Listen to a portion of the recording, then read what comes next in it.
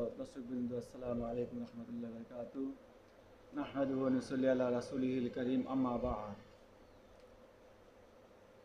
আমরা সানা পাঠ করি, প্রত্যেক নামাজে সানা পাঠ করি, কিন্তু সানা অর্থ আমরা বুঝি না। তো রাসূল পাক সাল্লাল্লাহু আলাইহি সাল্লামের দুটি হাদিসই দুটি সানা পাওয়া যায়। একটা হচ্ছে তিরমিজি শরীফের হাদিস,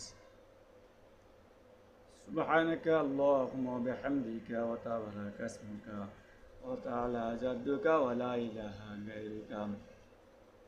এটা হচ্ছে তিরমিজি শরীফের হাদিস, যার অর্থ হচ্ছে, হে আল্লাহ, আমি তোমারই পবিত্র বর্ণনা করিতেছি তোমার প্রশংসার সহিত, আর বরকতময় তোমার নাম, সুউচ্চ তোমার মহিমা, এবং তুমি ভিন্ন, তুমি ছাড়া অন্য কোনো মাবুদ নাই। এটা হচ্ছে এই সানার অর্থ। আরেকটা সহিহ বুখারী মুসলিম শরীফে হাদিস আছে, যেটা সানাটা বড় এবং ফজিলত বড়। আল্লাহুম্মা বাঈদ বাইনি ওয়া বাইনা খাতায়ায়া কামা বা'আদতা বাইনাল মাশরিকি ওয়াল মাগরিব। আল্লাহুম্মা নাক্কিনি মিনাল খাতায়া কামা ইউনাক্কা সাবুল আবিয়াযু মিনাদ দানাস।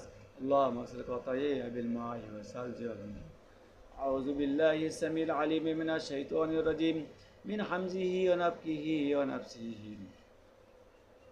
এটা অনেক বড় সানা। এটা সহিহ বুখারী এবং মুসলিম শরীফের হাদিস উল্লেখ রয়েছে। আশা করি সানা বিষয়ে আমরা স্পষ্ট বুঝতে পারলাম। আমরা ফজিলতপূর্ণ সানা